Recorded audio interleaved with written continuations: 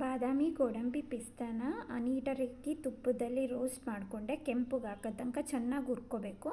ಅದಾದಮೇಲೆ 1 spoon pumpkin seed ಮತ್ತು sunflower ಸೀಡನ್ನ ತುಪ್ಪದಲ್ಲಿ ಅದನ್ನು ನೀಟಾಗಿ ಚೆನ್ನಾಗಿ ಕೆಂಪುಗೆ ಆಗಂಗೆ ಕ್ರಿಸ್ಪಿ ಆಗಂಗೆ ಚೆನ್ನಾಗಿ ರೋಸ್ಟ್ ಮಾಡಿ. ಅದಾದಮೇಲೆ ವೈಟ್ ತಿಲ್ಲು, ಇದು ಮಕ್ಳಿಗೆ ತುಂಬಾ ಒಳ್ಳೆಯದು, ಅದು ಕೆಂಪುಗಾಗಂಗೆ ಚೆನ್ನಾಗಿ ಹುರ್ಕೊಳ್ಳಿ. ಅದಾದಮೇಲೆ 2 ಸ್ಪೂನ್ಸ್ ಫ್ಲ್ಯಾಕ್ಸ್ ಸೀಡ್ ಕೂಡ ಹಾಕಿದ್ದೀನಿ. ಇದು ಚೆನ್ನಾಗಿ ರೋಸ್ಟ್ ಆಗೋ ತನಕ ತುಪ್ಪದಲ್ಲಿ ಹುರ್ಕೋಬೇಕು. ಇದೆಲ್ಲದನ್ನು ಒಂದು ತಟ್ಟೆಗೆ ಹಾಕ್ಕೊಂಡು ಅದು ತಣ್ಣಗಾಗೋ ತನಕ ನಾವು ವೆಯ್ಟ್ ಮಾಡಬೇಕು. ಸೊ ಆರೋದಕ್ಕೆ ಬಿಟ್ಟಿದ್ದೀನಿ.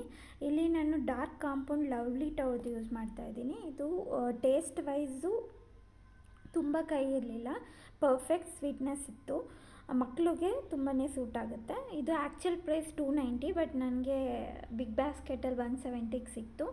ಇದನ್ನು ಓಪನ್ ಮಾಡಿ ಅದನ್ನು ಮೆಲ್ಟ್ ಮಾಡೋದಕ್ಕೆ ಫಸ್ಟು ಕುದಿಯೋ ನೀರಲ್ಲಿ ಕುದಿಸ್ಕೊಂಡು ಅದ್ರ ಮೇಲೆ ಒಂದು ಬಟ್ಲಲ್ಲಿ ಮೆಲ್ಟ್ ಆಗೋದಕ್ಕೆ ಒಂದು ಸ್ವಲ್ಪ ಹೊತ್ತು ಬಿಟ್ಟೆ.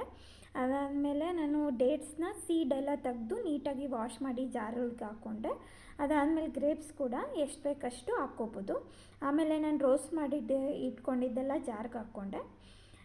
ಇದರಲ್ಲಿ ಚಾಕ್ಲೇಟ್ ಮೋಲ್ಡನ್ನ ನಾನು ಅಮೆಝಾನಲ್ಲಿ ತೊಗೊಂಡಿದ್ದು. ಚಾಕ್ಲೇಟ್ ಅಷ್ಟೊತ್ತಿಗೆ ಮೆಲ್ಟ್ ಆಗಿತ್ತು. ಸೊ ಅದನ್ನು ಫಸ್ಟ್ ಲೇಯರ್ ಆಫ್ ಕೋಟಿಂಗ್ ಮಾಡಿ ಫ್ರೀಝರಲ್ಲಿ ಅದನ್ನು ಒಂದು ಸ್ವಲ್ಪ ಹೊತ್ತು ಸೆಟ್ ಆಗೋದಕ್ಕೆ ಬಿಟ್ಟೆ. ಇದು ಮಿಕ್ಸಿಲಿ ಮಿಕ್ಸ್ ಮಾಡಿಕೊಂಡು, ಸೊ ಅದನ್ನು ನೆಕ್ಸ್ಟ್ ಅದು ಸೆಟ್ ಆದಮೇಲೆ ಅದನ್ನು ಫ್ರೀಝರಿಂದ ತೆಗೆದು, so next layer of dry ಫ್ರೂಟ್ಸ್ನ ಅದರಲ್ಲೆಲ್ಲ ಪೇಸ್ಟ್ ಇತ್ತಲ್ಲ ಅದನ್ನು ನೀಟಾಗಿ ಸೆಟ್ ಮಾಡೋದಕ್ಕೆ ಮತ್ತೆ ಫ್ರೀಝರಲ್ಲಿ ಇಟ್ಟೆ.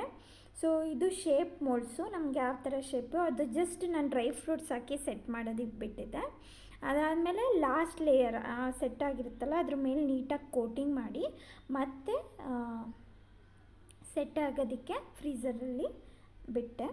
ಸೊ ಇದಾದಮೇಲೆ ಇದನ್ನು ನಾನು ಹಾಗೆ ಯೂಸ್ ಮಾಡ್ತೀನಿ, ಲೈಕ್ ಹಾಗೆ ಶೇಪಲ್ಲಿ ಚೆನ್ನಾಗಿ ಬರುತ್ತೆ.